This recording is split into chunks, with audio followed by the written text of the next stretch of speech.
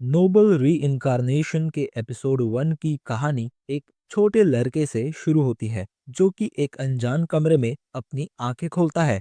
धीरे धीरे जब उसे होश आता है तो वो देखता है कि एक लेडी उसे ही देखे जा रही थी। पहले तो वो सोचता है कि वो उसकी माँ है, बट तुरंत उसे रियलाइज होता है कि ऐसा नहीं है। कंफ्यूजन में वो अपने हाथों की तरफ देखता है और पूरी तरह से शॉक हो जाता है, क्योंकि अब वो एक बच्चा बन चुका होता है। एंड तभी उसके सामने एक स्टेटस स्क्रीन खुल जाता है। तभी उसके सामने एक लंबी दाढ़ी मूंछों वाला आदमी आता है। वो लेडी उसे काफी रिस्पेक्ट से किंग कह के बुलाती है। वो आदमी बच्चे के पास आके उसे ध्यान से देखने लगता है। उसे देख के बच्चा सोचता है कि क्या ये आदमी इस दुनिया का एक एम्परर है। थोड़ी ही देर में उसे एक प्रीस्ट के सामने ले जाया जाता है नेमिंग सेरेमनी के लिए। उस सेरेमनी में उसका नाम नोआ रखा जाता है एंड उसे 13th इंपेरियल प्रिंस अनाउंस किया जाता है। नोआ अपने स्टेटस फिर से चेक करता है और देखता है कि इंपेरियल प्रिंस उसकी टाइटल लिस्ट में ऐड हो चुका है। इससे ये कंफर्म हो जाता है कि नोआ इस किंगडम के एम्परर का बेटा है। नेमिंग सेरेमनी खत्म होते ही एम्परर प्रीस्ट से पूछता है कि नोआ की एबिलिटी क्या है, जिस पे प्रीस्ट जवाब देता है कि नोआ की एबिलिटी वाटर है एंड उसे एल्मीरिया नेशन देना सही रहेगा, जहां वाटर क्लैन के बहुत सारे लोग रहते हैं। ये सुन के एम्परर को काफी ज्यादा अच्छा लगता है। इसके बाद एम्परर प्रीस्ट को नोआ के सारे स्टैट्स रिवील करने को कहता है।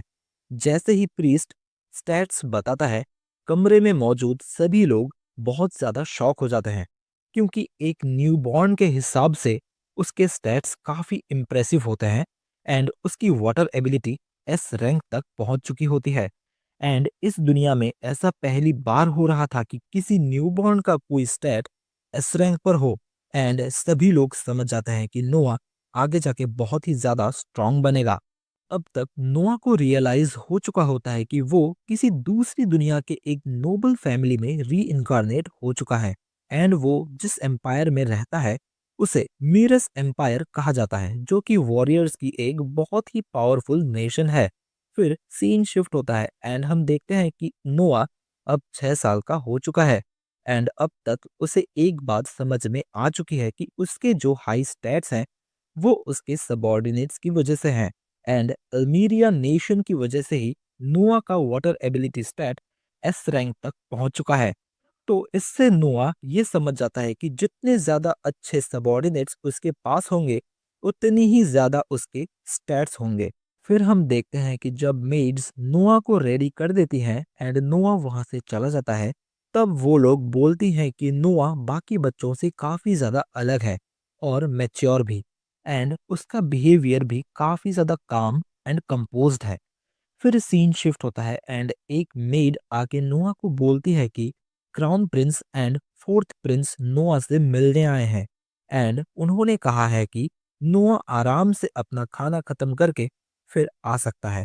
बट नोआ जानता है कि क्राउन प्रिंस कौन होता है एंड वो उसे वेट नहीं करा सकता एंड इसीलिए वो तुरंत उन दोनों के पास आ जाता है एंड अपने बड़े भाई एल्बर्ट एंड हेनरी को ग्रीट करता है। इनमें से एल्बर्ट क्राउन प्रिंस है एंड ग्रीटिंग्स के बाद एल्बर्ट नोआ से कहता है कि वो उसके लिए एक गिफ्ट लाया है एंड तभी एक डरा हुआ सर्वेंट एक बॉक्स को अपने साथ लेकर अंदर आता है। उस बॉक्स से काफी ज्यादा डार्क एनर्जी बाहर निकल रही थी, जिससे पूरा कमरा हैवी एंड टेंस हो जाता है। एल्बर्ट सर्वेंट को उस बॉक्स को खोलने के लिए कहता है एंड जैसे ही वो बॉक्स खुलता है, नोआ भी काफी ज्यादा शॉक हो जाता है, क्योंकि उस बॉक्स में एक स्वॉर्ड थी जिसमें से काफी सारे लोगों की चीखने एंड चिल्लाने की आवाजें आ रही थी। नोआ समझ जाता है कि ये एक कर्स्ड स्वॉर्ड है, बट तभी एल्बर्ट नोआ से वो स्वॉर्ड उठाने को कहता है। इवन दो नोआ उस स्वॉर्ड को उठाना नहीं चाहता था, पर वो क्राउन प्रिंस की तरफ से एक डायरेक्ट गिफ्ट को मना भी नहीं कर सकता था एंड यही सोच के वो ये स्वॉर्ड उठा लेता है। शुरू शुरू में उसे ये स्वॉर्ड थोड़ा हैवी लगता है, बट वो उसे कंट्रोल कर लेता है। इसके बाद एल्बर्ट बताता है कि इस स्वॉर्ड का नाम लिवायथन है एंड इसे एम्पायर का सबसे स्ट्रॉन्ग स्वॉर्ड माना जाता है एंड इसी के साथ ये एक नेशनल ट्रेजर भी है। अब तक लगभग 120 लोग इसे मास्टर करने के चक्कर में मारे जा चुके हैं। ये सुनने के बाद नोआ का फेस नर्वस हो जाता है। हेनरी ये नोटिस कर लेता है एंड वो उसे समझाता है कि उसे चिंता करने की कोई जरूरत नहीं है। हेनरी नोआ को समझाता है कि जो भी इंसान इस स्वॉर्ड के लायक नहीं होता और इस स्वॉर्ड को उठाने की कोशिश करता है, तो स्वॉर्ड का कर्स उसे उसी मोमेंट मार देता है। इस हिसाब से नोआ का बिना किसी प्रॉब्लम के स्वॉर्ड को उठा पाना ये प्रूव करता है कि वो इस स्वॉर्ड के कुछ हद तक वर्दी है। इसके बाद एल्बर्ट नोआ को इस स्वॉर्ड को उठा पाने के लिए शाबाशी देता है एंड वहां से चला जाता है। एल्बर्ट के जाते ही नोआ के दिमाग में गुस्सा भर जाता है। वो सोचता है कि एल्बर्ट पूरे टाइम उसे टेस्ट कर रहा था और वो भी ऐसी चीज से जो कि उसे काफी आसानी से मार सकती थी। नोआ एल्बर्ट को काफी कुछ भला बुरा कहना चाहता था, पर वो अपने थॉट्स को कंट्रोल में रखता है क्योंकि उसे पता है कि अगर उसने क्राउन प्रिंस के अगेंस्ट कुछ भी उल्टा सीधा बोला तो शायद उसे वहीं पर मार दिया जाएगा। जैसे ही ये दोनों बाहर आते हैं, हेनरी एल्बर्ट से पूछता है कि क्या लिवायथन स्वॉर्ड को नोआ के पास छोड़ना एक सच में अच्छा आइडिया था, जिस पे एल्बर्ट बोलता है कि लिवायथन जैसा ब्रिलियंट स्वॉर्ड नोआ जैसे एक एक्स्ट्रा ऑर्डिनरी इंसान के पास होना ही सही है। फिर सीन शिफ्ट होता है एंड हमें रात का सीन दिखाया जाता है जहां नोआ की एक मेड जोई काफी ज्यादा परेशान लग रही थी, जिस पे नोआ उससे पूछता है कि उसे क्या परेशानी है, बट जोई नोआ को अपनी पर्सनल परेशानी बता के उसे भी परेशान नहीं करना चाहती थी एंड बोलती है कि सब कुछ ठीक है। बट नोआ के इंसिस्ट करने पे जोई बताती है कि कुछ टाइम पहले उनके होम टाउन में एक भयानक फ्लड आया था, जिसकी वजह से उसका पूरा विलेज डिस्ट्रॉय हो गया एंड साथ ही में उनका फार्म भी डिस्ट्रॉय हो गया, जो कि उसकी माँ का एक लौता इनकम सोर्स था एंड इसीलिए वो थोड़ी परेशान थी। जो सुनने के बाद नोआ कहता है कि वो उसकी माँ को यहाँ मेंशन में जॉब देगा एंड वो यहाँ जोई के साथ ही रह भी सकती है। जो सुनने के बाद जोई खुद को रोक नहीं पाती और रोने लगती है और बार बार नोआ को थैंक्स भी बोलती है। इसके बाद नोआ बटलर ढीलन को बुलाता है एंड उसे फ्लड के सिचुएशन के बारे में बताता है एंड बोलता है कि वो जोई के होम टाउन जाए और वहाँ जितनी हो सके उतनी लैंड खरीद ले।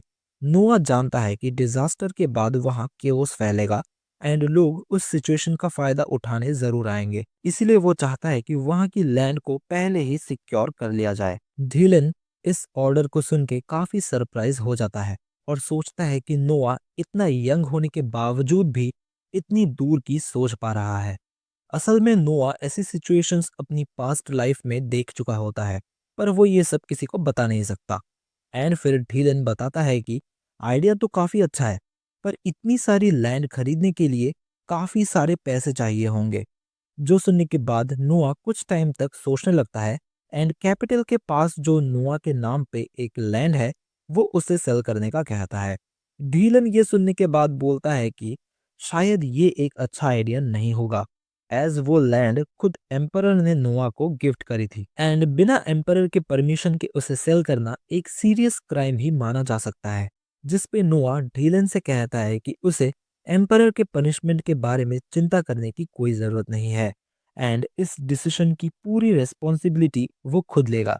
नोआ कहता है कि नोबल होने का यही मतलब होता है कि खुद की लाइफ सेक्रीफाइस करना ताकि लोगों की लाइफ इजी बन सके। ढिलिन नोआ के कहने का मतलब समझ जाता है एंड वो भी नोआ को थैंक यू बोलता है क्योंकि ये ढिलिन का भी होम टाउन था और वो बोलता है कि वो नोआ के हर एक डिसीजन के साथ खड़ा रहेगा। फिर सीन शिफ्ट होता है एंड हम देखते हैं कि नोआ खुद भी 200 जाने की तैयारी कर रहा था। तभी वहां पे फोर्थ प्रिंस हेनरी आ जाता है एंड सभी लोग उसकी रेस्पेक्ट में झुक जाते हैं। हेनरी ने नोआ से पूछा कि कहीं जाने की तैयारी है क्या। नोआ ने जवाब दिया कि मैं 200 जा रहा हूँ, एज वहां पे फ्लड आई थी तो वहां की हालत मैं खुद अपने आंखों से देखना चाहता हूँ। हेनरी की नजर एक गाड़ी में रखी बॉक्स पर पड़ी जिसमें वो मैजिकल स्वॉर्ड रखी थी। हेनरी नोआ को थोड़ा साइड में ले गया और सीरियस होके बोलने लगा कि ये स्वॉर्ड काफी डेंजरस है, इसकी पावर अजीब है और ये हर किसी की नहीं सुनती। नोआ ने शांत होके कहा कि मैं इसे अभी यूज नहीं करूंगा, बस इसे साथ रख के समझना चाहता हूँ। हेनरी ने उसे चेतावनी दी कि जल्दबाजी जानलेवा हो सकती है। नोआ ने कहा कि वो ये सब बातें याद रखेगा। फिर सीन शिफ्ट होता है एंड हम देखते हैं कि नोआ अब 200 पहुंच चुका है और वहां की सिचुएशन बहुत ही खराब थी। चारों तरफ पानी के निशान थे और सारे घर टूट चुके थे। नोआ वहीं खड़ा सब देखता रहा।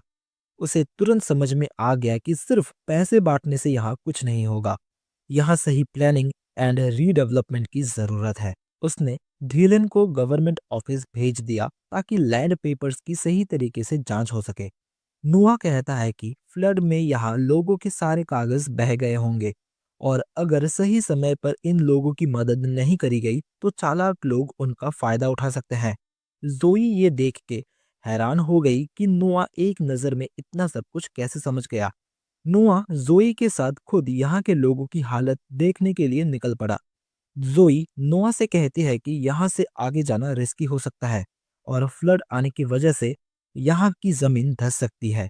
नोआ हल्के से मुस्कुरा के बोला, अगर मैं खुद नहीं देखूंगा तो सही डिसीजन कैसे लूंगा, और अगर तुमने मुझे रोकने की कोशिश करी तो मैं अकेले ही चला जाऊंगा। जोई भी चुप हो गई क्योंकि उसे पता है कि नोआ मजाक नहीं कर रहा।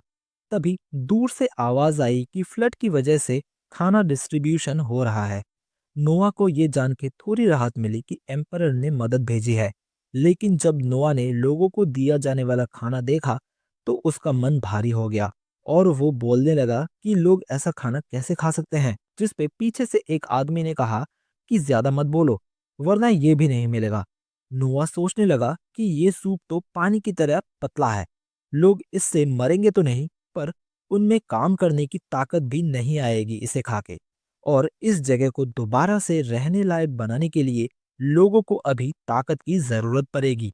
नुआ ने देखा कि लोग मजबूरी में यही खाना खा रहे थे और ये देख के उसे काफी ज्यादा बुरा लगा। उसे लगा कि एम्परर का हेल्प ऐसा नहीं होना चाहिए। तभी यहाँ पे एक ऑफिशियल इंस्पेक्शन के लिए आया। नुआ चुपचाप सब कुछ देखता रहा।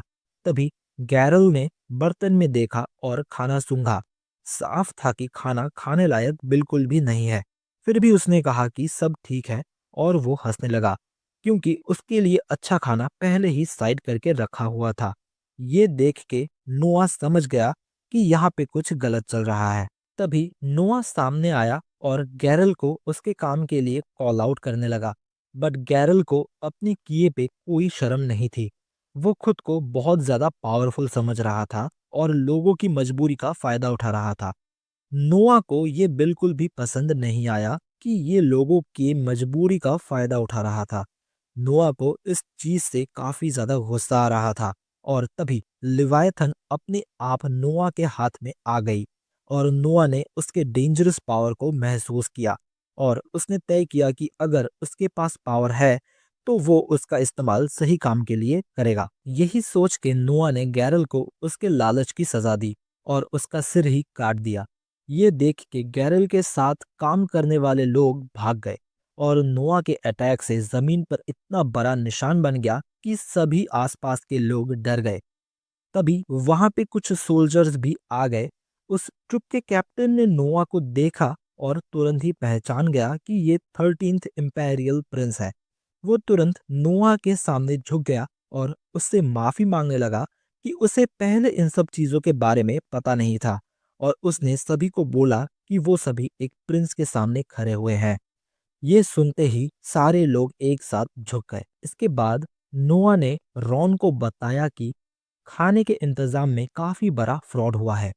नोआ ने कहा कि इसमें जितने भी लोग शामिल थे उन सभी को पनिशमेंट मिलनी चाहिए और उसने ये भी कहा कि अब से खाना ऐसा होना चाहिए जो कि लोगों को सच में ताकत दे। रॉन ने बिना किसी सवाल के नोआ की बात मान ली और उसने कहा कि वो यहाँ पे सब कुछ ठीक कर देगा। फिर सीन शिफ्ट होता है एंड हम देखते हैं कि 200 में जो कुछ भी हुआ उसकी खबर एल्बर्ट तक पहुंच चुकी है। वो ये जान के हैरान हो गया कि स्वॉर्ड ने नोआ को नुकसान नहीं पहुंचाया बल्कि लिवायथन ने उसे अपना मास्टर मान लिया। उसके बाद नोआ को उसके पिता एम्परर ने बुलाया। नोआ पहले से ही समझ गया था कि अब क्या होने वाला है। एम्परर नोआ से कहता है कि उसे सब पता चल चुका है एंड उसे ये भी पता है कि नोआ ने वो लैंड भी बेच दी थी जो उसे गिफ्ट में मिली थी। ये सुनने के बाद नोआ ने मन में सोचा कि अब उसे जोर की डांट पड़ेगी, पर ऐसा कुछ भी नहीं हुआ। एम्परर ने नोआ को थैंक्स कहा एंड बोला कि उसी की वजह से फ्लड के बाद और कोई बुरा नुकसान नहीं हुआ। उसने कहा कि अगर लोग इस फ्लड का गलत फायदा उठाने लगते तो एम्पायर को काफी प्रॉब्लम होती। एम्पायर ने पूछा कि आखिर नोआ ने ऐसा क्यों किया, जिस पे नोआ बोलता है कि ये बस एक कोइंसिडेंस था क्योंकि उसकी मेड भी वहीं से थी। एम्पायर ने कहा कि इससे एक और बहुत अच्छी चीज हुई, जो कि है कि नोआ ने लिवाइथन स्वॉर्ड को कंट्रोल करना भी सीख लिया। एम्पायर ने नोआ के पावर स्टैट्स देखने की इच्छा जताई, जिस पे वहां खड़े प्रीस्ट ने नोआ के स्टैट्स को एम्परर के सामने लाया। नोआ ने भी ये देखा कि अब उसके पावर में लिवायथन स्वॉर्ड भी जुड़ चुकी है और उसकी वाटर एबिलिटी पहले से भी बढ़ चुकी है। एम्परर इससे काफी खुश हुआ और उसने नोआ से कहा कि वो अपनी समझ से आगे भी एम्पायर की मदद करे, जो सुन के नोआ काफी ज्यादा खुश हो गया। फिर सीन शिफ्ट होता है एंड हमें एक सिंगर को दिखाया जाता है एंड यहीं पे ये एपिसोड खत्म हो जाता है। नोबल री इनकारनेशन के एपिसोड 2 के स्टार्टिंग में हम देखते हैं कि नोआ कैपिटल घूमने के लिए आया है, खासकर एक जगह जिसे रेड स्ट्रीट कहा जाता है, जहां एक फेमस सिंगर गाना गाती थी। नोआ के साथ जोई भी थी। उसने अपने विलेज के काम में पूरी तरह से मदद करी थी, इसलिए नोआ अब उस पर बहुत ज्यादा ट्रस्ट करने लगा था। फिर वो दोनों मिलके उस सिंगर के शो पर पहुंचे, जहां जाते ही नोआ उस सिंगर का गाना सुन के रुक गया और उस सिंगर का नाम था एलिस। नोआ उसकी सिंगिंग सुन के बहुत ज्यादा अमेज हो गया था, बट तभी कुछ गुंडे स्टेज पर आ गए और एलिस के साथ बदतमीजी करने लगे। वहां का ओनर उन्हें रोकने के लिए आगे आया, पर उन गुंडों ने उसे भी धक्का दे दिया। वो लोग एलिस पर दबाव बनाने लगे और बोलने लगे कि वो सिर्फ गाना गा के अपने पिता के लोन को कभी नहीं चुका पाएगी। उनकी बातें सुन के एलिस काफी ज्यादा डर गई और वो काफी ज्यादा हेल्पलेस लगने लगी। नोआ ये सब चुपचाप नहीं देख सकता था, इसलिए वो आगे आया और उन्हें रुकने के लिए कहा, पर उनमें से एक आदमी को गुस्सा आ गया और उसने नोआ को पकड़ लिया। उसी टाइम पे लेवाइथन ने अपना असर दिखाया और स्वॉर्ड में से एक अजीब सी एनर्जी निकली और वो सभी गुंडे वहीं पर ढेर हो गए। फिर वो लोग नोआ को धमकी देते हुए वहां से भाग गए। नोआ ने ओनर को समझा दिया कि अगर वो लोग दोबारा आए तो उन्हें सीधा उसके पास भेज दिया जाए। जोई ने ओनर को एक कार्ड दिया, जिसे देख के ओनर को समझ में आ गया कि वो कोई मामूली बच्चा नहीं बल्कि 13th इंपेरियल प्रिंस है। ये जान के वहां मौजूद सभी लोग हैरान हो गए। नोआ ने किसी की रिएक्शन पर ध्यान नहीं दिया और उसने एलिस से कहा कि उसका गाना सच में बहुत ही ज्यादा अच्छा था। नोआ ने एलिस से उसके हर महीने के जरूरत के बारे में पूछा, जिस पे एलिस ने जवाब दिया कि उसे घर के खर्चे के साथ साथ अपनी माँ का ट्रीटमेंट भी करवाना पड़ता है। जो सुन के नोआ ने फैसला किया कि वो एलिस को हर महीने 25 रन देगा, ताकि वो बिना किसी टेंशन के सिर्फ अपनी सिंगिंग पे ध्यान दे सके। और उसने ये भी कहा कि अगर वो और भी ज्यादा अच्छा गाने लगे तो ये अमाउंट फ्यूचर में बढ़ भी जाएगी। ये सुन के एलिस काफी ज्यादा खुश हो गई और उसने नोआ को थैंक यू बोला। फिर नोआ ने एलिस को उसकी टोपी लौटा दी एंड उसे उसका गाना कंप्लीट करने के लिए कहा। फिर अगले सीन में जब नोआ अपने पैलेस पहुंचा तो उसने गेट के बाहर कुछ लोगों को सिर झुकाए वहां बैठे हुए देखा। फिर हमें पता चलता है कि ये वही लोग हैं जो कि एलिस को परेशान कर रहे थे और अब वो नोआ से मिलके उससे माफी मांगना चाहते हैं। नोआ ने कहा कि उन्हें वापस भेज दिया जाए और उन्हें बता दिया जाए कि एक प्रिंस से जब चाहे तब नहीं मिला जा सकता। हेनरी ने नोआ के इस समझदारी की तारीफ की। उसने कहा कि बिना सोचे समझे ऐसे लोगों को मिलने देना रॉयल फैमिली की वैल्यू कम कर देता है। नोआ ने कहा कि ये बात तो सही है, पर उसके माइंड में एक और रीजन भी था। अंदर जाके नोआ ने हेनरी से कहा कि वो उस सिंगर की मदद करना चाहता है। उसने कहा कि जब उन लोगों को पता चलेगा कि प्रिंस अभी भी नाराज है तो वो लोग उस लड़की को दोबारा परेशान नहीं करेंगे। हेनरी नोआ की तारीफ करते हुए बोलता है कि वो इतनी कम उम्र में भी इतनी आगे की सोच सकता है, जहां उसी की उम्र के दूसरे बच्चे इतने समझदार नहीं होते। फिर बात मैजिक स्वॉर्ड पे आ गई और हेनरी नोआ से पूछता है कि क्या उसने सच में उस स्वॉर्ड को मास्टर कर लिया है। एंड नोआ इस बात को एक्सेप्ट करता है एंड बोलता है कि ये सब हेनरी की ही एडवाइस की वजह से हुआ है, क्योंकि उसी ने कहा था कि इस स्वॉर्ड की एक अपनी विल है। फिर हेनरी ने नोआ से पूछा कि वो इतनी बड़ी स्वॉर्ड को अपने साथ कैरी कैसे करता है, जिस पे नोआ बताता है कि स्वॉर्ड हर टाइम इतनी बड़ी नहीं रहती एंड नोआ अपने मन मुताबिक इस स्वॉर्ड को छोटा या बड़ा कर सकता है। हेनरी ये देख के शॉक हो गया और नोआ ने उसे समझाया कि वो स्वॉर्ड को ऐसे ही छोटा बनाकर अपनी स्लीव्स में छुपा के रखता है। नोआ ने बताया कि ये तरीका स्वॉर्ड ने ही उसे सिखाया था। हेनरी को ये मानने में थोड़ा टाइम लगा क्योंकि ये स्वॉर्ड बहुत टाइम से एक नेशनल ट्रेजर की तरह रखी गई थी और कोई भी अब तक इसे यूज नहीं कर पाया था। फिर सीन शिफ्ट होता है एंड हम देखते हैं कि वही गुंडे अभी भी गेट के बाहर बैठे हुए हैं। पूरा दिन बीत जाने के बाद भी जब नोआ उनसे नहीं मिला तब उनका पेशेंस अब पूरी तरह से खत्म हो गया था। जैसे ही नोआ बाहर आया उनमें से एक आदमी बिल्कुल कंट्रोल खो बैठा और बाकी लोग उसे रोकने की कोशिश कर रहे थे, लेकिन वो किसी की सुनने को तैयार ही नहीं था। नोआ ने कुछ नहीं कहा, उसने बस एक नजर उनकी तरफ देखी और लिवाइथन की पावर की वजह से वो लोग वहीं पर फ्रीज हो गए एंड माहौल फिर से शांत हो गया। हेनरी ये देख के समझ गया कि नोआ ने फिर से स्वॉर्ड का पावर यूज किया है। फिर सीन शिफ्ट होता है एंड हम देखते हैं कि नोआ एक पार्टी में पहुंचता है। जैसे ही नोआ अंदर आया पूरा हॉल तालियों से गूंज उठा। ये साफ दिख रहा था कि अब लोग उसे बस एक प्रिंस नहीं बट एक ऐसे इंसान के रूप में देखने लगे थे जो कि सच में लोगों की मदद करता है। रेडॉक ने मुस्कुराते हुए नोआ से पूछा कि प्रिंस, आपके कमर में ये क्या है? नोआ ने जवाब दिया कि ये क्राउन प्रिंस की तरफ से मिला एक गिफ्ट है। ये सुनते ही पूरा कमरा शांत हो गया एंड किसी को यकीन ही नहीं हुआ कि एक नेशनल ट्रेजर ऐसे कमर में लटका के घूमा जा सकता है। तभी एक आदमी हंस पड़ा और बोला, एक इतना छोटा बच्चा एक असली ट्रेजर लिए कैसे घूमेगा? ये तो कोई खिलौना होगा। लेकिन जैसे ही नोआ की नजर उस आदमी पर पड़ी, उस आदमी का चेहरा सफेद पड़ गया। उसे समझ में आ गया कि उसने बहुत बड़ी गलती कर दी है। वो तुरंत बात बदलने की कोशिश करने लगा, लेकिन तभी लिवाइथन ने अपनी पावर रिलीज कर दी और पूरे हॉल में एक घुटन भरी प्रेशर फैल गई और सभी लोग डरने लगे। बट अगले ही पल सब कुछ नॉर्मल हो गया।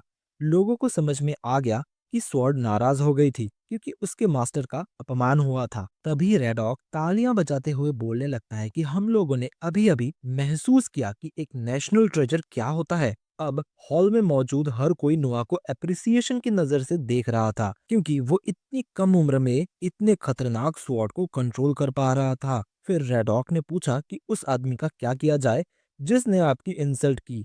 नोआ ने कहा कि कुछ नहीं, उसे छोड़ दिया जाए। उसके बाद हर कोई एक एक करके नोआ को अपना इंट्रोडक्शन देने लगा। फिर एलन नाम का एक आदमी नोआ से मिलने आया और उसके साथ एक बच्ची भी थी जिसका नाम था कैंडी। इंट्रोडक्शन के बाद नोआ ने एलन से पूछा कि क्या कैंडी उसकी बायोलॉजिकल डॉटर नहीं है। ये सुन के एलन शॉक हो जाता है। नोआ समझाता है कि एलन के वे ऑफ स्पीकिंग में ही नोबिलिटी है, बट कैंडी के साथ ऐसा नहीं है और उसके आंखों में देखने का तरीका स्लेवरी झेल चुके लोगों जैसा है। एलन तुरंत अपने घुटनों पे बैठ जाता है और मान लेता है कि ये सच है। वो बोलता है कि उसने कैंडी को एक स्लेव की तरह ही खरीदा था, पर वो काफी होशियार थी, इसलिए उसने उसे अपनी बेटी की तरह से ही पाला है। नोआ ये सुन के काफी ज्यादा खुश हो गया और वो बोला कि मुझे आप जैसे लोग काफी ज्यादा पसंद है। एंड नोआ ने उन दोनों को अपने मैंशन में भी इनवाइट करा एंड फिर वो दोनों वहां से चले गए। एंड फिर सीन शिफ्ट होता है एंड हम देखते हैं कि नोआ अगले दिन बिना किसी रीजन के ही कैपिटल में घूमने निकल पड़ा है। एंड तभी उसकी मुलाकात अपने बड़े भाई ऑस्कर के साथ होती है। ऑस्कर को ये जान के काफी मजेदार लगा कि नोआ अकेले ही घूमने निकल पड़ा है, क्योंकि नॉर्मली रॉयल फैमिली के बच्चे ऐसे घूमने नहीं निकलते। उस दिन ऑस्कर को भी कोई खास काम नहीं था, इसलिए वो भी नोआ के साथ घूमने निकल पड़ा। उसने कहा कि क्यों ना आज मार्केट में कोई ट्रेजर ढूंढा जाए। नोआ को भी ये आइडिया काफी अच्छा लगा, पर पूरा दिन मार्केट में घूमने के बाद भी उन्हें कुछ खास नहीं मिला। ऑस्कर ने कहा कि शायद आज उनकी किस्मत इतनी अच्छी नहीं है। नोआ को भी ऐसा ही लगने लगा, पर जाते जाते नोआ की नजर एक पुरानी किताब पर पड़ गई। नोआ को वो किताब थोड़ी सी अजीब सी लगी, इसलिए उसने उस किताब को खरीद लिया। ऑस्कर ने उस किताब को देखकर कहा कि ये तो एक बहुत बड़े मेज की एक असली ग्रीमोर है। जैसे ही नोआ ने उस किताब को छुआ, लिवाइथन ने एक अजीब सा रिएक्शन दिया एंड नोआ ने स्वॉर्ड को उस किताब से टच किया एंड तभी उस किताब में से उसी महान मेज की स्पिरिट निकल आई जो कि इस किताब में कैद थी। ये देख के ऑस्कर बोलने लगा कि अभी के लिए यहाँ से निकलना ही सही रहेगा, पर नोआ ने अगले ही पल लिवाइथन से एक अटैक किया और उस स्पिरिट को वहीं पर खत्म कर दिया। ऑस्कर ये देख के हैरान हो गया कि इतने खतरनाक अटैक के बाद भी वहां के बिल्डिंग एंड लोग बिल्कुल सेफ हैं। अगले ही पल एक आदमी इन दोनों के पास आया और बोला कि इसी गली में उसकी एक मैजिक आइटम्स की शॉप है। उसने कहा कि उसने अभी-अभी प्रिंस की ताकत देखी और वो उन्हें एक खास चीज दिखाना चाहता है। वो दोनों ही उसके साथ उसके शॉप में चले गए। वहां उस आदमी ने उन्हें एक रिंग दिखाई और कहा कि ये रिंग सिर्फ अपने मास्टर के सामने ही अपनी असली ताकत दिखाता है।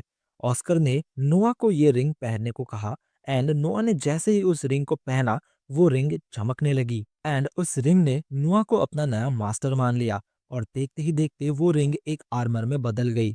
ऑस्कर ने कहा कि ये उसकी तरफ से नोआ के लिए एक गिफ्ट है एंड इसके बाद दोनों ही शॉप से बाहर निकल आए एंड ऑस्कर ने नोआ से पूछा कि क्या वो उसे घर छोड़ दे, लेकिन नोआ ने कहा कि नहीं, वो किसी का इंतजार कर रहा है। अगले ही मोमेंट वही पहले का एक गुंडा नोआ पे अटैक कर देता है।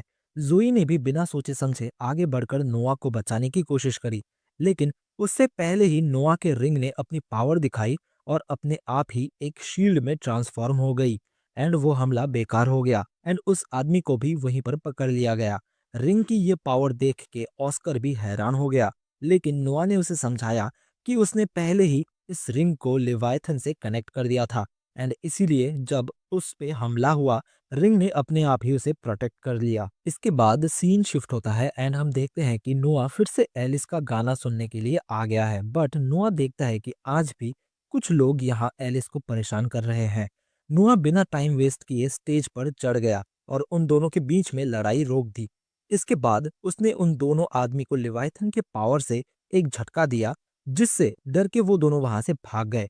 सब कुछ शांत होने के बाद एलिस सोचने लगी कि वो नोआ का ये एहसान कैसे उतारेगी, जिस पे नोआ ने बोला कि उसे कुछ भी करने की जरूरत नहीं है, वो बस अपने गाने पे ध्यान दे, क्योंकि वो चाहता है कि एक दिन एम्परर भी उसे गाते हुए सुने।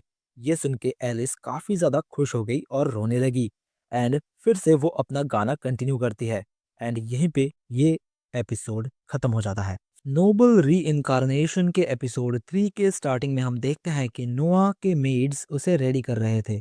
तभी एक दूसरी मेड आके बोलती है कि एक गेस्ट नोआ से मिलने के लिए आया है। नोआ समझ जाता है कि ये होलजॉय के गवर्नर जनरल हैं एंड नोआ उन्हें पैलेस के अंदर आने देने के लिए कहता है। फिर हमें बताया जाता है कि रॉयल फैमिली में एक ट्रेडिशन है कि रॉयल फैमिली के प्रिंस को एक लैंड दिया जाता है ताकि वो उस जगह को रूल कर सके और गवर्नमेंट अफेयर्स सीख सके। फिर हम देखते हैं कि ये मार्ले नाम का बंदा नोआ को रिस्पेक्ट से ग्रीट करता है, जिस पे नोआ बोलता है कि इतनी ज्यादा फॉर्मेलिटी करने की जरूरत नहीं है एंड उसे ऊपर बैठने के लिए कहता है।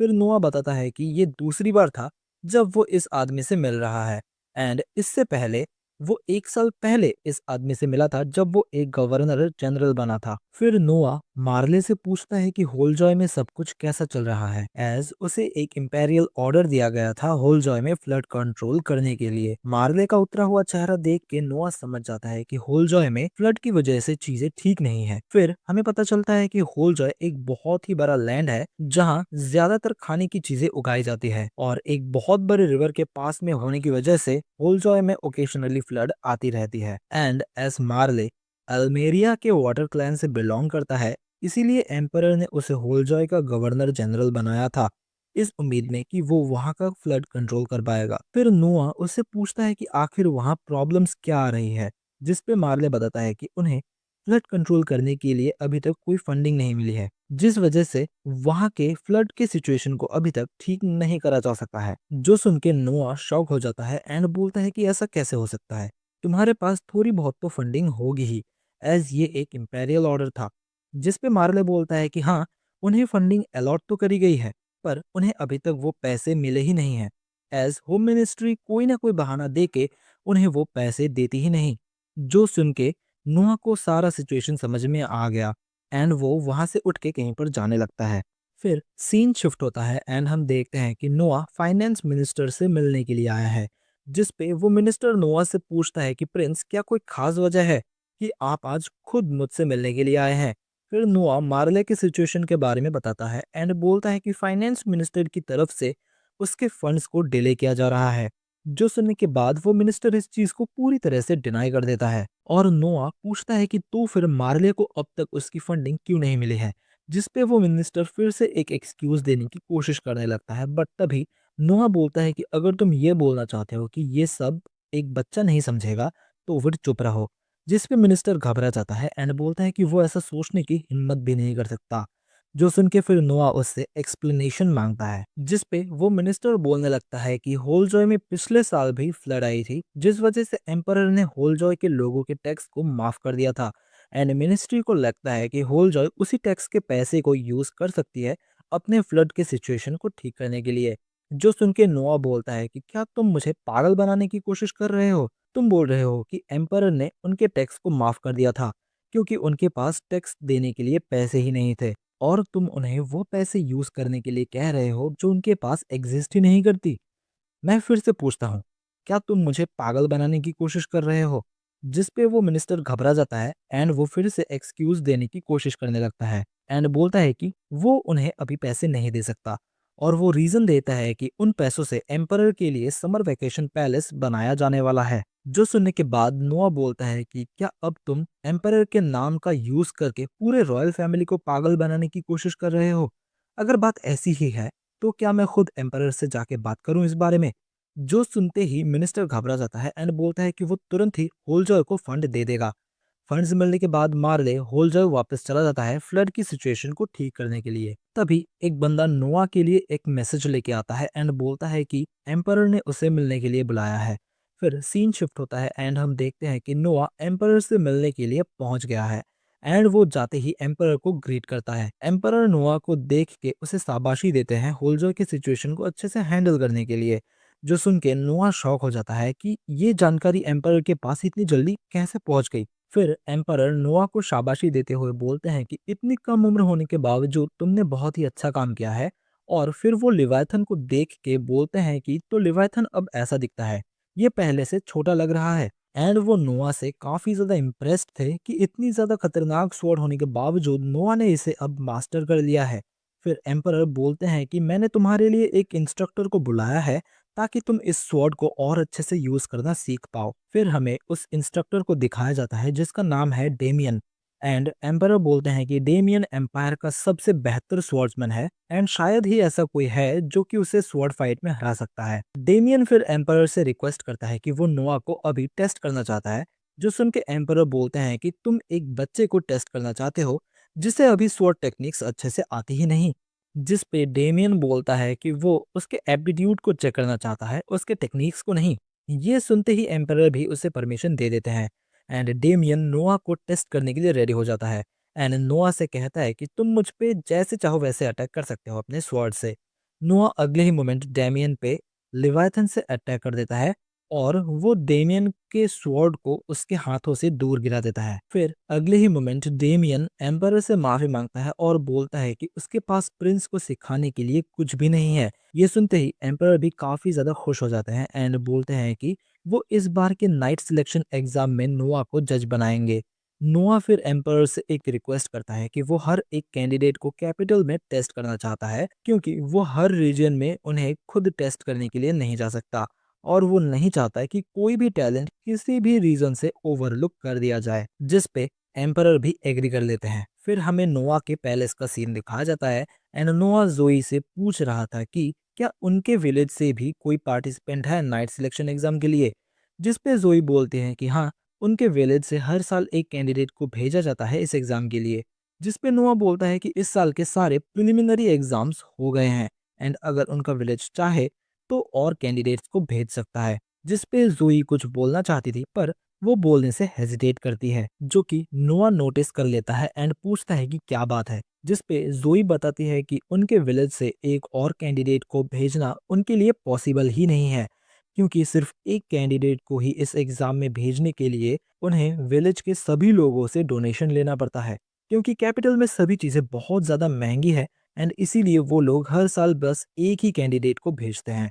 जिस पे नोआ बोलता है कि कोई बात नहीं, मैं इस प्रॉब्लम को भी सॉल्व कर दूंगा क्योंकि मैं जितने पॉसिबल उतने टैलेंट्स को रिक्रूट करना चाहता हूँ। एंड बोलता है कि वो हर एक कैंडिडेट के रहने और खाने का इंतजाम खुद फ्री में करवाएगा। फिर नोआ इन्हीं सब चीज़ों को बायरन के साथ डिस्कस करने के लिए चला जाता है एंड बायरन भी सभी प्रिपरेशंस को ऑलमोस्ट फ्री में ही करने के लिए रेडी हो जाता है। ये देखते ही नोआ बायरन से पूछने लगता है कि तुम ये सब ऑलमोस्ट फ्री में क्यों कर रहे हो। आखिर तुम्हें बदले में क्या चाहिए? जो सुन के बायरन बोलता है कि नहीं, ऐसी कोई बात नहीं है, बट नोआ उसे कहता है कि झूठ बोलने की जरूरत नहीं है। जिस पे बायरन जवाब देता है कि कैपिटल में हर साल एक पैलेस एम्प्लॉयमेंट एग्जाम होता है, जो कि ऑलमोस्ट नाइट सिलेक्शन एग्जाम के लेवल का ही होता है, और मैं बस पूछना चाहता था कि आखिर इसमें किस तरह के लोगों को सिलेक्ट किया जाता है। जिससे नोआ समझ जाता है कि बायरन पैलेस में अपने पहचान के एक लड़की को भेजना चाहता है, जिससे कि पैलेस में ऐसा कोई होगा जिससे कि उसे सपोर्ट मिल सकता है एंड शायद कोई वैल्यूएबल इंफॉर्मेशन भी मिल जाए। बट बायरन तुरंत ही नोआ को बताने लगता है कि ये सब नोआ ने जिस मैटर में हेल्प मांगी है उससे बिल्कुल भी रिलेटेड नहीं है। फिर नोआ बोलता है कि ठीक है, पर अगर तुम लड़की को भेजना चाहते हो तो उस लड़की को पहले मेरा अप्रूवल पाना होगा। ये सुनते ही बायरन और उसकी बेटी कैंडी नोआ के सामने झुक जाते हैं एंड अपना ग्रेटिट्यूड शो करते हैं और खुद को नोआ का सबऑर्डिनेट बोलते हैं। फिर सीन शिफ्ट होता है एंड नोआ देखता है कि बायरन को अपना सबऑर्डिनेट एक्सेप्ट करने पे उसके स्टैट्स इंक्रीज हो गए हैं। बट तभी हम देखते हैं कि बारिश शुरू हो जाती है एंड नोआ का वाटर एबिलिटी स्टैट एस से डिक्रीज होके सिर्फ एस पे आ जाता है। एंड इसे देखते ही नोआ समझ जाता है कि शायद अल्मेरिया में कुछ प्रॉब्लम्स हुई है, और वो जोई से कहता है कि वो इसी वक्त एम्परर से मिलने जा रहा है। फिर अगले सीन में नोआ एम्परर को अल्मेरिया में आई प्रॉब्लम के बारे में बताता है, जिस पे एम्परर नोआ से पूछता है कि आखिर उसे कैसे पता चला। जो सुन के नोआ समझ जाता है कि एम्परर को भी इसके बारे में पहले से ही पता है। फिर एम्परर नोआ को बताते हैं कि एल्मेरिया में एक रिबेलियन स्टार्ट हो गया है एंड एम्परर नोआ से पूछते हैं कि क्या नोआ खुद इस रेबेलियन के बारे में कुछ करने वाला है। जिस पे नोआ बोलता है कि वो अभी भी रियल लाइफ वॉर या कॉम्बैट से फेमिलियर नहीं है, इसीलिए इस रेबेलियन को रोकने के लिए उसके बड़े भाइयों में से कोई एक सही रहेगा। जो सुन के एम्परर पूछते हैं कि तुम्हें क्या लगता है कि इसके लिए कौन सही रहेगा। जिस पे नोआ बोलता है कि मेरे हिसाब से ब्रदर हेनरी इसके लिए सही रहेंगे। जिस पे एम्परर भी एग्री करते हैं। फिर सीन शिफ्ट होता है एंड हम देखते हैं कि हेनरी अब एल्मेरिया के लिए निकल चुका होता है एंड वो नोआ से पूछ रहा होता है कि क्या तुम श्योर हो, ये रेबेलियन तुम्हारे लिए एक चांस हो सकता है एंड ये फ्यूचर में तुम्हें बेनिफिट दे सकता है। जिस पे नोआ बोलता है कि मैं अभी भी ऐसी सिचुएशंस के लिए रेडी नहीं हूँ, अगर मैं जीत भी जाऊं तो भी शायद कई सारे सोल्जर्स मारे जाएंगे। तभी लिवायथन नोआ को एक सिग्नल देता है एंड नोआ समझ जाता है कि उनके आसपास एनिमीज हैं एंड वो तुरंत ही कैरियज को रोकने के लिए कहता है एंड वो समझ जाता है कि ये लोग नोआ के ही पीछे आए हैं। तभी नोआ के चारों तरफ वाटर ट्रैप्स एक्टिवेट हो जाते हैं एंड कुछ लोग उसे कैप्चर करने का भी ट्राई करते हैं, बट नोआ अपने शील्ड की मदद से बच जाता है और एक एक करके सभी रेबल्स को हराने लगता है और उन्हें हरा के उन्हें पूछताछ के लिए कैप्चर कर दिया जाता है। फिर नेक्स्ट सीन में नोआ बायरन को उससे मिलने के लिए बुलाता है और उससे पूछता है कि तुम अल्मेरिया के आसपास भी अपना बिजनेस चलाते हो क्यों, है ना। जिस पे बायरन एग्री करता है, बट नोआ उसे बोलता है कि खुद को मरा हुआ समझ लेना अगर तुमने ये किसी और से कहा, जो कि अब मैं तुम्हें बताने वाला हूँ। अल्मेरिया में एक रेबेलियन स्टार्ट हो गया है और वो बायरन को पैसे देके उस एरिया के सभी खाने की चीजों को खरीद लेने के लिए बोलता है जो कि घोड़े खाते हैं। तभी एटलीस्ट रेबल्स के घोड़े वॉर में बेकार हो जाएंगे और नोआ सोचता है कि इससे शायद हेनरी की इस वॉर में थोड़ी सी भी मदद हो जाएगी।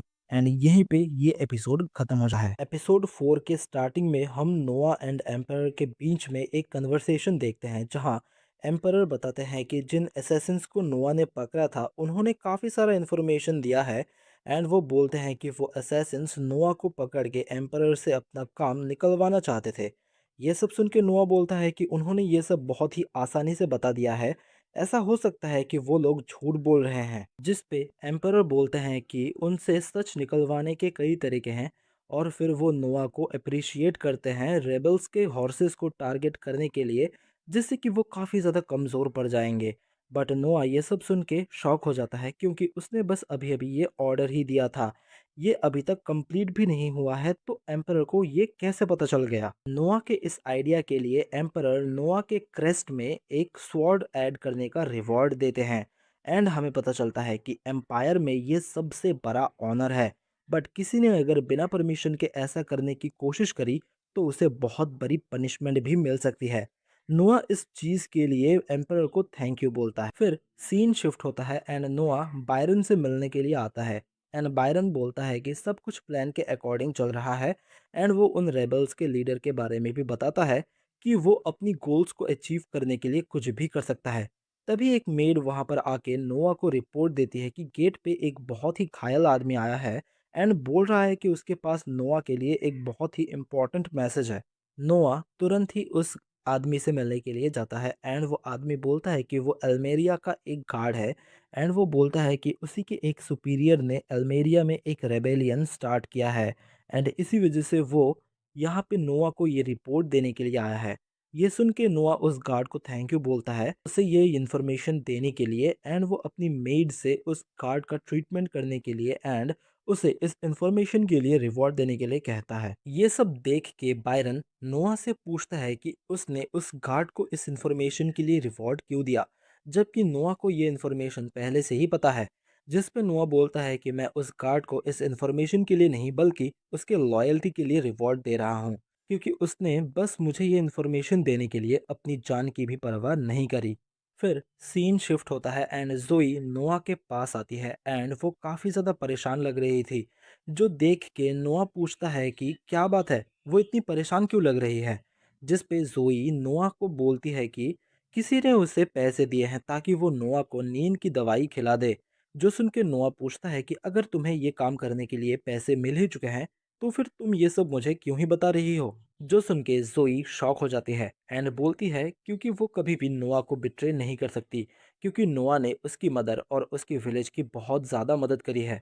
फिर जोई बोलती है कि उन लोगों ने जोई को धमकी दी है कि अगर उसने ऐसा नहीं करा तो वो लोग जोई को ही मार देंगे एंड बोलती है कि वो फिर भी नोआ को बिट्रे नहीं कर सकती। जो सुनने के बाद नोआ जोई से बोलता है कि तुम वैसा ही करो जैसा उन रेबल्स ने तुमसे करने के लिए कहा है एंड मुझे उनके पास ले जाओ और तुरंत ही वहां से तुम दूर चले जाना और छुप जाना, नहीं तो वो तुम्हें भी मारने की कोशिश करेंगे।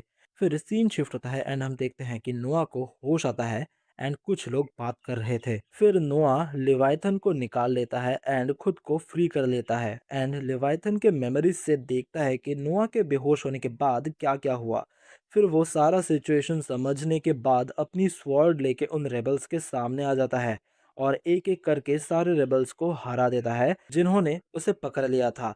और तब तक वहां जोई भी गार्ड्स को लेके आ जाती है। फिर नोआ उन गार्ड्स को उन रेबल्स को अरेस्ट करने के लिए कहता है, बट तभी एक रेबल के पास से एक स्वॉर्ड नीचे गिरता है, जो देख के नोआ समझ जाता है कि इस स्वॉर्ड पे किसी ने कर्स चढ़ाया हुआ है और वो उन गार्ड्स को इस स्वॉर्ड को टच करने से मना करता है एंड उसे लगता है कि ये और कोई नहीं बल्कि इन्हीं रेबल्स के लीडर का काम है। फिर नोआ लिवाइथन की मदद से रेबल्स के लीडर को ट्रैक करता है एंड दूर से ही लिवाइथन के पावर का यूज करके उसे मार देता है। एम्परर को भी इस बारे में पता चल जाता है एंड वो नोआ को उसके इस अचीवमेंट के लिए शाबाशी देते हैं। जिसके बाद हमें पता चलता है कि रेबल्स के लीडर के मारे जाने की वजह से सारे रेबल्स कमज़ोर हो चुके थे एंड हेनरी ने उन सभी को बहुत ही जल्द कैप्चर कर लिया।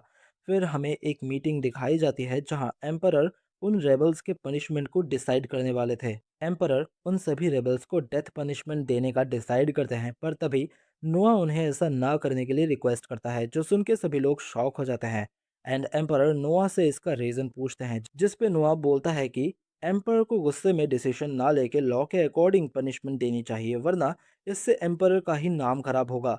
जो सुन के एम्परर भी अपने मिस्टेक को मानते हैं एंड नोआ को थैंक यू बोलते हैं, क्योंकि नोआ ने उन्हें ये गलती करने से रोक लिया एंड इसके लिए एम्परर नोआ को एक टाइटल देने का भी डिसाइड करते हैं एंड वो नोआ को वाइज प्रिंस का टाइटल भी देते हैं।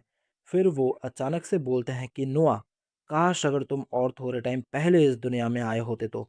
एंड ये कह के ही वो रुक जाते हैं एंड किसी को भी इसका मतलब समझ में नहीं आता। फिर एम्परर नोआ से पूछते हैं कि कुछ ही टाइम में नाइट सिलेक्शन एग्जाम है, क्या उसने डिसाइड कर लिया है कि वो कैंडिडेट्स को कैसे सिलेक्ट करेगा। जिस पे वो बोलता है कि वो इस मीटिंग के बाद एम्परर को डायरेक्टली अपने प्लान को दिखाना चाहेगा। फिर सीन शिफ्ट होता है एंड हम देखते हैं कि नोआ चाय पी रहा होता है एंड कुछ लोग बकेट्स लेके नोआ की तरफ आ रहे होते हैं एंड वो नोआ पे पानी फेंकने लगते हैं, बट उसका मैजिकल रिंग ऑटोमेटिकली उसे ब्लॉक कर देता है, जो देख के एम्परर भी शॉक हो जाते हैं। फिर नोआ बोलता है कि वो पार्टिसिपेंट्स को भी उस पे ऐसे ही अटैक करने के लिए कहेगा और जिसका भी अटैक उसे सबसे स्ट्रांग लगेगा वो उन कैंडिडेट्स को ही सिलेक्ट कर लेगा। जो सुन के एम्परर नोआ से काफ़ी ज़्यादा इम्प्रेस हो जाते हैं एंड बोलते हैं कि तुम सच में काफ़ी ज़्यादा बहादुर हो, कि नाइट्स को सिलेक्ट करने के लिए तुम खुद पे भी अटैक करवाने के लिए रेडी हो। एंड यहीं पे यह एपिसोड खत्म हो जाता है। नोबल री इनकारनेशन के एपिसोड 5 के स्टार्टिंग में हम देखते हैं कि finally night selection exam start हो चुका है, जहां हमें बहुत सारे कंटेस्टेंट भी दिखाए जाते हैं जो कि इस एग्जाम में पार्टिसिपेट कर रहे थे। और इस बार का नाइट सिलेक्शन एग्जाम बहुत ही अलग था, क्योंकि इस बार खुद एक प्रिंस नाइट्स को सिलेक्ट करने वाला था। फिर हम देखते हैं कि सारे कंटेस्टेंट्स एक एक करके नोआ पे अटैक करने आ रहे थे, और नोआ स्टेज पे बैठ के आराम से चाय पी रहा था। तो इस बार के एग्जाम का सिलेक्शन प्रोसेस ही ये था कि सारे कैंडिडेट्स नोआ पे अटैक करेंगे, और जो भी कैंडिडेट नोआ को स्ट्रांग एनफ लगेगा वो उसे सिलेक्ट कर लेगा। तभी एक कैंडिडेट आके नोआ पे अपने स्वॉर्ड से अटैक कर देता है, पर तभी नोआ की मैजिक रिंग उसके सामने एक शील्ड क्रिएट कर देती है, जिस वजह से इस अटैक से नोआ को कुछ भी नहीं होता। उल्टा उस कैंडिडेट का स्वॉर्ड ही टूट जाता है। ये सब देख के वहाँ मौजूद सभी लोग यही सोचने लगते हैं कि इस बार शायद कोई भी ये एग्जाम पास ही नहीं कर पाएगा, क्योंकि शायद कोई भी नोआ को हरा नहीं पाएगा। और ऐसा ही हो रहा था, और कोई भी नोआ को एक स्क्रैच तक नहीं दे पा रहा था। एंड तभी हमें एम्परर और उनके अटेंडेंट को दिखाया जाता है, और एम्परर भी यही सब सोच रहे थे कि शायद इस बार कोई भी एग्ज़ाम ये पास नहीं कर पाएगा। और वो सोचते हैं कि मैं देखना चाहता हूँ कि नोआ किस तरह के नाइट्स को सिलेक्ट करेगा। फिर हमें एक मेज को दिखाया जाता है जो कि एक बहुत ही पावरफुल फायर मैजिक से नोआ पे अटैक करता है, पर इससे भी नोआ को कुछ भी नहीं होता, और वो इस अटैक से भी काफ़ी आसानी से बच जाता है। अब नोआ को भी लगने लगा था कि शायद अब और कोई भी नहीं आएगा जो कि उसके एक्सपेक्टेशंस को मीट कर पाए, क्योंकि अब शाम होने लगी थी। बट तभी वहाँ पे एक लड़की आ जाती है, और सभी लोग उसे देख के सोचने लगते हैं कि जब इतने सारे स्ट्रॉन्ग फाइटर्स कुछ नहीं कर पाए तो ये लड़की क्या कर लेगी। पर वो लड़की लोगों की इन बातों को इग्नोर करते हुए नोआ पे अटैक करने के लिए रेडी हो जाती है, और वो अटैक कर भी देती है। एंड अभी भी नोआ का शील्ड पहले ही नोआ के सामने आ जाता है। बट इस बार सिचुएशन थोड़ी अलग थी, क्योंकि इस लड़की के अटैक की वजह से नोआ के शील्ड में एक क्रैक आ जाता है, एंड साथ ही साथ उसका शील्ड टूट भी जाता है। एंड उस अटैक की वजह से नोआ के हाथ में थोड़ी सी चोट भी लग जाती है।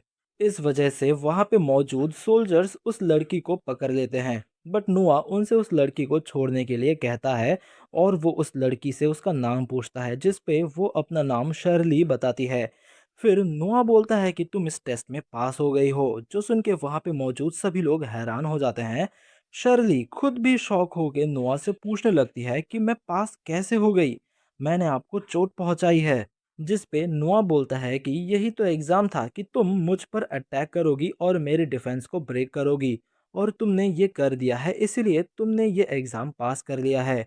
फिर सीन शिफ्ट होता है, एंड शर्ली नोआ से फिर से पूछ रही थी कि क्या मैं सच में पास हो गई, जिसमें नोआ बोलता है कि हाँ तुम पास हो गई हो। बट शर्ली फिर भी नोआ को चोट पहुंचाने के लिए माफी मांगती है, जिस पे नोआ शर्ली से कहता है कि तुम फिर से अपनी स्वॉर्ड से मुझ पे अटैक करो। जो सुन के शर्ली फिर से रेडी हो जाती है, एंड नोआ पे अटैक कर देती है। बट इस बार नोआ के शील्ड को एक स्क्रैच तक नहीं आई थी, जो देख के शर्ली शॉक हो गई कि ऐसा क्यों हो रहा है। जिस पे नोआ बोलता है कि तुमने मुझे गलती से चोट नहीं पहुंचाई, बल्कि मैंने खुद तुम्हें अलाउ करा मुझे चोट पहुंचाने के लिए। शर्ली को कुछ समझ में नहीं आ रहा था कि वो क्या बोल रहा है, जिस पे नोआ उसे समझाते हुए बोलता है कि मुझे एक ऐसा नाइट चाहिए था जो कि बिना किसी हेजिटेशन के मेरा ऑर्डर फॉलो करे, ना कि मुझसे डर के मेरे ऑर्डर्स को फॉलो करने में हेजिटेट करे। और इसीलिए मैंने तुम्हें सिलेक्ट किया, क्योंकि तुम में वो रिजॉल्व है कि तुम मेरी कोई भी ऑर्डर मानोगी। जो सुन के शर्ली अपनी लॉयल्टी नोआ के लिए प्लेज करती है। तभी वहाँ पे डॉक्टर नोआ का चेकअप करने के लिए आ जाते हैं, एंड चेकअप करने के ऐसे तरीके को देख के शर्ली हैरान हो जाती है। जिस पे नोआ उसका रीज़न पूछता है, जिस पे वो बताती है कि उनके विलेज में कोई भी डॉक्टर नहीं है, इसलिए विलेज के एल्डर्स ही छोटे मोटे चोट की ट्रीटमेंट करते थे। जो सुन के वो डॉक्टर बोलता है कि गरीब विलेजेस में ऐसा ही होता है। जिस पे नुआ शर्ली को उसका पहला ऑर्डर देता है कि उसे उसके विलेज से इंटेलिजेंट एंड हार्ड वर्किंग लोगों को लाना होगा, एंड नुआ डॉक्टर को उन लोगों को अपना अप्रेंटिस बनाने के लिए कहता है। फिर अगले सीन में एक नाइट नुआ के पास आता है, नाइट सिलेक्शन एग्जाम से रिलेटेड डॉक्यूमेंटेशन की वजह से। और वो बोलता है कि इस बार नोआ की वजह से सारे के सारे सिलेक्टेड नाइट्स अपने काम में काफ़ी ज़्यादा अच्छे हैं। फिर नोआ शर्ली को उस नाइट को बाहर छोड़ने जाने के लिए कहता है। शर्ली उस नाइट को झुक के थैंक यू बोलती है यहाँ तक आने के लिए, जो देख के वो नाइट बोलता है कि तुम्हें मेरे सामने झुकने की ज़रूरत नहीं है, ऐसा हम दोनों ही सेम पोस्ट पे हैं। एंड ये कह के वो वहाँ से चला जाता है। फिर अगले सीन में हमें एलिस को गाते हुए दिखाया जाता है एंड नोआ भी वहीं पे था। तभी जोई एक लेटर लेके नोआ के पास आती है एंड बोलती है कि जिन गार्ड्स ने उसे ये लेटर दिया था, उन्होंने बोला कि कोई ये लेटर उन्हें दे के भाग गया। उस लेटर से नोआ को पता चलता है कि अल्मेरिया में अभी भी कुछ रेबल्स हैं जो कि कुछ तो प्लान कर रहे हैं एंड ये लेटर देने वाला अंडरकवर होके उन्हें ही इन्वेस्टिगेट करने गया है। इससे नोआ को समझ में आ जाता है कि ये वही सोल्जर है जो कि नोआ को पहले भी अल्मेरिया के रेबल्स के बारे में इंफॉर्मेशन देने आया था। नोआ बोलता है कि हेनरी अभी भी वहीं पे है एंड उसे जल्दी से हेनरी को ये इन्फॉर्मेशन देना होगा ताकि वो ये सब पहले ही रोक सके। बट फिर हमें पता चलता है कि वो सोल्जर पकड़ा गया एंड उन रेबल्स ने उसे काफ़ी ज़्यादा टॉर्चर किया। इवन दो हेनरी ने उसे बाद में रेस्क्यू कर लिया, पर वो सोल्जर अभी भी अनकॉन्शियस है। इन सब के लिए नोआ खुद को दोष देने लगता है एंड वो जोई से कहता है कि उस सोल्जर के ट्रीटमेंट के लिए जो भी चाहिए वो उस तक पहुंचा दिया जाए। फिर अगले सीन में नोआ और शर्ली मार्केट में गए हुए होते हैं क्योंकि नोआ अपने बड़े भाई हेनरी के लिए कोई गिफ्ट लेना चाहता था, क्योंकि उसने अल्मेरिया के सिचुएशन में काफ़ी ज़्यादा हेल्प करी थी और उसी की वजह से अब वहाँ सिचुएशन स्टेबल है। नोआ फिर से उसी शॉप में जाता है जहाँ से उसने वो मैजिक रिंग लिया था। वहाँ का ओनर नोआ को गिफ्ट के लिए कई सारी अलग अलग चीज़ों के साथ एक ग्लास की स्टैचू भी दिखाता है, जो देख के नोआ भी काफ़ी ज़्यादा इम्प्रेस हो जाता है कि क्या ग्लास से भी ऐसा कुछ बनाया जा सकता है। जिस पे उस शॉप का ओनर बोलता है कि अब पूरी दुनिया में बस ऐसे दो ही स्टैचूज हैं। जो सुन के नोआ उस स्टैचू को 10,000 गोल्ड कॉइन्स में खरीदने के लिए रेडी हो जाता है। बट तभी वहाँ पे ऑस्कर भी आ जाता है एंड उसकी भी नज़र उस ग्लास की स्टैचू पर पड़ जाता है एंड वो उसे तुरंत ही पहचान लेता है। वो बोलता है कि तो तुम्हें ये सेकंड वाला स्टैचू मिल गया। जो सुन के नोआ पूछता है कि तो क्या आपको पता है कि पहला वाला स्टैचू कहाँ पर है? जिस पे ऑस्कर बोलता है कि हाँ वो मेरे ही पास है। जो सुनते ही नोआ उस सेकंड वाले स्टैचू को तोड़ देता है एंड ऑस्कर से बोलता है कि अब आपके पास जो पहला स्टैचू है वही वन एंड ओनली ओरिजिनल वाला है। ये सब नोआ ने ऑस्कर को इम्प्रेस करने के लिए किया था, क्योंकि ऐसा करने से ऑस्कर के पास जो स्टैचू है अब उसकी वैल्यू और भी ज़्यादा बढ़ जाएगी। इसके बाद नोआ हेनरी के लिए कोई दूसरा गिफ्ट सिलेक्ट कर देता है। फिर वापस पैलेस जाते समय नोआ नोटिस करता है कि शर्ली थोड़ी परेशान लग रही है, जिस पे नोआ पूछता है कि उसे क्या हुआ एंड वो बोलती है कि वो उस स्टैचू के बारे में सोच रही थी। उसे पता है कि नोआ ने ऐसा क्यों किया, पर फिर भी वो कितना कीमती ट्रेजर था और नोआ ने उसे बिना किसी हेजिटेशन के डिस्ट्रॉय कर दिया। ऐसा क्यों? जिस पे नोआ बोलता है कि क्योंकि वो बस एक ऑब्जेक्ट था और मेरे लिए असली ट्रेजर वो लोग हैं जिन पे मैं भरोसा करता हूँ। फिर हमें 6 साल बाद का सीन दिखाया जाता है जहाँ नोआ अब 12 साल का हो चुका है एंड यहीं पे ये एपिसोड खत्म हो जाता है। एपिसोड 6 के स्टार्टिंग में हमें नोआ के पैलेस का सीन दिखाया जाता है जहाँ नोआ नाश्ता कर रहा था और हमें पता चलता है कि नोआ अब 12 साल का हो चुका है। तभी हम देखते हैं कि एक मेड खिड़की के पास खड़े होके कुछ देख रही थी और उसे देख के नोआ पूछता है कि क्या कोई परेशानी है। जिस पे वो मेड बोलती है कि आपको गिफ्ट भेजने वालों की लाइन अभी भी खत्म नहीं हुई है, जबकि आपके बर्थडे को 3 दिन हो गए हैं। जिस पे नोआ भी एग्री करता है, बट जोई बताती है कि पिछले साल तो ये 1 हफ्ते तक चला था। जिस पे नोआ बोलता है कि बट मैं बस इन गिफ्ट्स को लेके काम खत्म नहीं कर सकता और मिली हुई चीज़ और उन्हें भेजने वालों की डिटेल्स रिकॉर्ड करनी होती है, जिसमें काफ़ी ज़्यादा समय लगता है। बट मुझे यकीन है कि एवेलिन सब कुछ अच्छे से संभाल लेगी।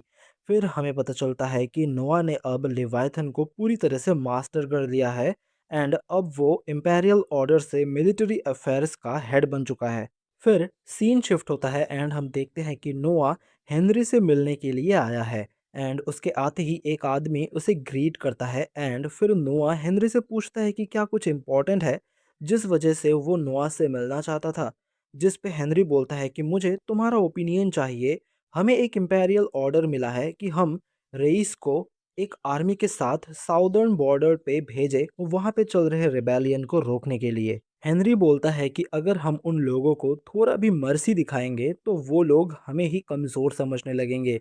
इसलिए हम एक रेगुलर आर्मी को उन्हें रोकने के लिए भेजेंगे ताकि हम उन्हें अपनी आर्मी स्ट्रेंथ दिखा सकें। जिस पे नोआ रेइस के बारे में इंफॉर्मेशन याद करने लगता है कि वो फोर्थ प्रिंस का एक डायरेक्ट सबॉर्डिनेट है और वो काफ़ी ज़्यादा स्ट्रांग भी है एंड उसने कई सारे बहादुरी के काम करे हुए हैं। फिर नोआ रेइस से पूछता है कि तुम कितने सोल्जर्स को लीड करने की सोच रहे हो इस रेबेलियन को रोकने के लिए। जिस पे रेइस कोई जवाब नहीं दे पाता। हेनरी नोआ से पूछता है कि आखिर तुम ये क्यों पूछ रहे हो। तभी हेनरी को समझ में आता है कि कुछ गड़बड़ है एंड वो रेइस से पूछता है कि आखिर तुम क्या छुपा रहे हो। जिसका कोई जवाब नहीं दे पाने पे वो सिर झुका के नोआ और हेनरी से माफी मांगने लगता है। हेनरी को गुस्सा होते हुए देख के नोआ उसे कहता है कि ये कोई सीरियस मैटर नहीं है। बट वो हेनरी से पूछता है कि क्या इंपेरियल आर्मी को funding ministry of military affairs से मिलती है बेस्ड ऑन कि उसमें कितने सोल्जर्स रजिस्टर्ड हैं, क्या ये सही है। हेनरी बोलता है कि हाँ ऐसा ही है। एंड तब नोआ बोलता है कि जनरल्स के लिए ये तो काफ़ी कॉमन है कि वो नॉन सोल्जर्स को भी रजिस्टर कर सकते हैं एंड उन पे जो एक्सेस फंडिंग मिलती है उसे अपने पास रख सकते हैं। हेनरी समझ जाता है कि रेस सोल्जर्स का ज़्यादा नंबर दिखा के मिनिस्ट्री से ज़्यादा फंडिंग लेना चाहता था। रेस फिर से माफ़ी मांगने लगता है। नोआ बोलता है कि झूठ बोलना बंद करो, अभी ये टाइम करप्शन करने का नहीं है। एस ये ऑर्डर डायरेक्टली एम्परर से आया है एंड उन्हें एक कंप्लीट विक्ट्री चाहिए।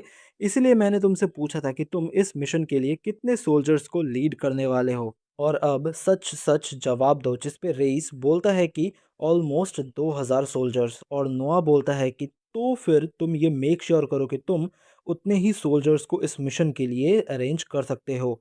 फिर नोआ रेइस को एक लेटर देता है एंड बोलता है कि इसे मिनिस्ट्री ऑफ मिलिट्री अफेयर्स के पास ले जाओ। वो तुम्हें सफिशिएंट फंडिंग दे देंगे और जो एक्स्ट्रा रहेगा वो तुम रख सकते हो। बदले में तुम्हें ये मिशन कंप्लीट करना ही होगा और मैं डिफीट एक्सेप्ट नहीं करूंगा। जिस पे रेइस बोलता है कि ऐसा ही होगा। फिर सीन शिफ्ट होता है एंड दोनों ही अपनी अपनी कैरियज से कहीं जा रहे होते हैं। तभी हेनरी नोआ से पूछता है कि तुमने अभी तक किसी वॉर में पार्टिसिपेट नहीं किया है क्यों, है ना। नोआ बोलता है कि हाँ ऐसा ही है और वो अपने स्टैट्स की तरफ देखने लगता है और सोचता है कि बहुत सारे प्रिंस बहुत ही छोटी उम्र में ही रॉयल फैमिली के दूसरे मेंबर्स के हाथों मार दिए जाते हैं जिन्हें और भी ज़्यादा पावर चाहिए होता है एंड वो नहीं चाहते कि फ्यूचर में थ्रोन के लिए कंपटीशन बढ़ जाए। एज एक प्रिंस एक एम्पायर के लिए बहुत ही ज़्यादा वैल्यूएबल होता है, इसीलिए उन्हें आसानी से वॉर में नहीं जाने दिया जाता जब तक कि वो एडल्टहुड तक ना पहुंच जाए। तभी अचानक से हेनरी बोलने लगता है कि तुम अब 12 साल के हो चुके हो, क्या तुम्हारे लिए ये बेहतर नहीं होगा अगर तुम अभी से थोड़ा एक्सपीरियंस लेने लगो। जिस पे नोआ बोलता है कि अगर एम्परर मुझे ऑर्डर देते हैं तो मैं किसी भी टाइम पे जाने के लिए रेडी हूँ। एंड हेनरी बोलता है कि अब तो तुमने लिवाइथन को भी मास्टर कर लिया है तो मुझे नहीं लगता कि तुम्हें कोई भी परेशानी होगी। दोनों इस बारे में बात कर ही रहे थे कि तभी एक लड़की उनके कैरियज के सामने आ जाती है और उनसे हेल्प मांगने लगती है। उसे देख के नोआ समझ जाता है कि वो लड़की किसी मुसीबत में है। तभी और चार बच्चे उसी लड़की के पीछे पीछे भागते हुए आ जाते हैं एंड उनका पीछा करते हुए कुछ गुंडे भी वहां पे आ जाते हैं और उन बच्चों को पकड़ लेते हैं। और सभी लोग बस हैरान होकर उन्हें देखने लगते हैं बट कोई भी उनकी मदद करने के लिए आगे नहीं आता। तभी नोआ निकल के आता है एंड उन्हें रुकने के लिए कहता है बट वो गुंडे नोआ से कहते हैं कि बच्चे अपने काम से काम रखो और यहाँ से चले जाओ। नोआ समझ चुका था कि ये लोग इन बच्चों को एज स्लेव्स बेचने वाले हैं और इसीलिए वो उनसे उल्टा उनके बिजनेस के डॉक्यूमेंट्स मांगने लगता है और बोलता है कि अनरजिस्टर्ड स्लेव बिजनेस इलीगल है। ये सुनते ही वो लोग नोआ को मारने के लिए आगे आने लगते हैं और नोआ भी लिवाइथन को समन करता है और एक ही झटके में उन तीनों को हरा देता है। नोआ के इस काम के लिए हेनरी उसे शाबाशी देता है एंड वहाँ खड़े बाकी के लोग भी नोआ से इम्प्रेस हो जाते हैं। फिर नोआ उन बच्चों से पूछने लगता है कि क्या वो लोग ठीक है, जो सुन के एक बच्ची रोने लगती है। तभी वहाँ पे एक बूढ़ा आदमी निकल के आता है और बोलता है कि आपसे मिलके अच्छा लगा प्रिंस। फिर वो अपना नाम बोलते बोलते रुक गया और कहता है कि शायद मुझे अपना नाम नहीं बताना चाहिए। जिस पे नोआ पूछता है कि ऐसा क्यों। वो आदमी बोलता है क्योंकि मैं फर्स्ट प्रिंस गिलबर्ट के लिए काम करता हूँ। जो सुन के नोआ समझ जाता है कि ये आदमी उसे धमकाने की कोशिश कर रहा है कि उसके पास गिलबर्ट का सपोर्ट है, इसलिए नोआ को उसके रास्ते में नहीं आना चाहिए। फिर नोआ हेनरी से पूछता है कि क्या वो इस आदमी को जानता है, जिस पे हेनरी बोलता है कि नहीं, वो इसे नहीं जानता। और ये सुनते ही नोआ लिवाइथन के पावर को यूज करके उस आदमी को बेहोश कर देता है और वो सभी से बोलने लगता है कि ये आदमी गिलबर्ट का नाम यूज करके सभी को बेवकूफ बना रहा था। एस नोआ और हेनरी में से भी कोई उस आदमी को नहीं जानता था। फिर नोआ गार्ड्स को ऑर्डर देता है कि इन सभी को गिलबर्ट के पास ले जाओ और उन्हें पूरा सिचुएशन समझाओ कि ये लोग कैसे उनका नाम गलत तरीके से यूज कर रहे थे। और वो उन बच्चों को भी अपने साथ अपने पैलेस में ले जाता है। फिर नोआ के पैलेस का सीन दिखाया जाता है जहां वो हेनरी के साथ डिनर कर रहा था। एंड तभी वहां पे ढीलन नोआ के लिए एक मैसेज लेके आता है। हेनरी नोआ से पूछता है कि क्या हुआ। नोआ बताता है कि गिलबर्ट का एक मैसेंजर गिलबर्ट की तरफ से एक मैसेज लेके आया था। गिलबर्ट ने उन लोगों को पकड़ने के लिए नोआ को थैंक यू बोला था एंड उन्होंने ये भी कंफर्म किया था कि वो लोग गलत तरीके से गिलबर्ट का नाम यूज कर रहे थे। गिलबर्ट कल ही उन्हें कोर्ट में भेजना चाहता था बट उन लोगों ने जहर खा लिया। फिर नोआ हेनरी से पूछता है कि इस इलीगल स्लेव बिजनेस में गिलबर्ट भी शामिल है क्यों, है ना। जिस पे हेनरी एग्री करता है एंड बोलता है कि गिलबर्ट ने बहुत सारे शॉप्स एंड प्राइवेट प्रॉपर्टीज खरीद रखे हैं और वो ऐसे कई सारे इलीगल बिजनेस में भी शामिल है। जिस पे नोआ बोलता है कि वो समझ सकता है कि गिलबर्ट ऐसा क्यों कर रहा है। हेनरी पूछता है कि क्यों। जिस पे नोआ बोलता है कि इवन दो वो फर्स्ट प्रिंस है वो फिर भी एम्परर नहीं बन सकता और इसी फ्रस्ट्रेशन की वजह से वो ये सब कर रहा है। फिर सीन शिफ्ट होता है एंड नोआ उन बच्चों से कह रहा होता है कि अब तुम सब फ्री हो। बट उन बच्चों के एक्सप्रेशन को देख के नोआ समझ जाता है कि उनके पास अब जाने के लिए कोई भी जगह नहीं है। फिर वो ढिलन से बोलता है कि इन सभी के रहने का इंतजाम करो और उनके लिए कोई जॉब ढूंढो और अगर इनमें से कोई पढ़ाई करना चाहता है तो उसकी भी अरेंजमेंट करो। तभी एक बच्ची पूछती है कि क्या आप हमें खरीद रहे हैं। जिस पे नोआ बोलता है कि नहीं, मैं तुम लोगों को खरीद नहीं रहा। अगर तुम लोग यहाँ से जाना चाहते हो तो किसी भी टाइम पे जा सकते हो, बट अगर यहाँ पे रहोगे तो मैं बिट्रेयल बिल्कुल भी टॉलरेट नहीं करूँगा। जिस पे वो बच्चे बिल्कुल चुप रहते हैं, जो देख के नोआ सोचने लगता है कि क्या ये इनके लिए बहुत ज़्यादा है। फिर ढिलन उन बच्चों से कहता है कि प्रिंस के इस काइंडनेस के लिए तुम सभी को ग्रेटफुल होना चाहिए और तुम्हें तुम्हारा बेस्ट देना चाहिए, इसीलिए अब तुम सभी उन्हें थैंक यू बोलो। जो सुनते ही वो बच्चे नोआ को थैंक यू बोलते हैं। फिर ढिलन उन बच्चों को वहां से लेके चला जाता है। यह सब देख के शर्ली को नोआ की एक बात याद आती है कि नोआ के लिए लोग ही ट्रेजर हैं। फिर अगले सीन में नोआ ने एवलिन को बुलाया होता है एंड वो बोलती है कि नोआ के सारे बर्थडे गिफ्ट्स अच्छे से रिकॉर्ड कर लिए गए हैं। नोआ कहता है कि उस रिपोर्ट की अभी ज़रूरत नहीं है एंड उसे एक डॉक्यूमेंट देता है एंड बोलता है कि आज से तुम अल्मेरिया के एक रीजन के एडमिनिस्ट्रेटर के हिसाब से काम करोगी। नोआ बोलता है कि मैं तुम्हें कई सालों से काम करते हुए देख रहा हूँ और तुम मेरे सारे मेड्स में सबसे ज़्यादा इंटेलिजेंट हो और मुझे लगता है कि सिर्फ इस पैलेस के गेस्ट को संभालना तुम्हारे टैलेंट का एक वेस्ट होगा। बट एवेलिन काफ़ी ज़्यादा नर्वस थी एंड बोलती है कि पर मैं तो यहाँ आपके लिए काम करते रहना चाहती हूँ। जिस पे नोआ बोलता है कि और ये काम करके भी तुम मुझे ही हेल्प करने वाली हो, इसीलिए मैं चाहता हूँ कि तुम एडमिनिस्ट्रेटर बनो। ये सुनने के बाद एवेलिन भी रेडी हो जाती है इस काम को करने के लिए। ये सब देख के शर्ली बोलने लगती है कि आप कितने अच्छे से लोगों को ट्रीट करते हैं एंड उनके टैलेंट के हिसाब से उन्हें यूज़ करते हैं। बट फर्स्ट प्रिंस बिल्कुल भी ऐसे नहीं है। जो सुनते ही नोआ शर्ली को टोकते हुए बोलता है कि तुम्हें ऐसी बातें इतनी कैजुअली और जोर से नहीं बोलनी चाहिए। शर्ली भी अपनी बातों के लिए नोआ से माफ़ी मांगती है एंड नोआ वहां से जाने लगता है। एंड अगले सीन में हमें एम्परर को दिखाया जाता है जहां एम्परर बोलते हैं कि मैंने सुना कि किस तरह से तुमने फर्स्ट प्रिंस के नाम को खराब होने से बचाया और उन लोगों को पकड़ा जो लोग फर्स्ट प्रिंस का नाम गलत तरीके से यूज कर रहे थे। यह सुनकर नोआ सोचने लगता है कि तो फिर गिलबर्ट ने ये खुद ही एम्परर को बता दिया और ऐसा दिखाया कि इन सब में उसका कोई हाथ ही नहीं है और बस कुछ गुंडे उसका नाम यूज कर रहे थे।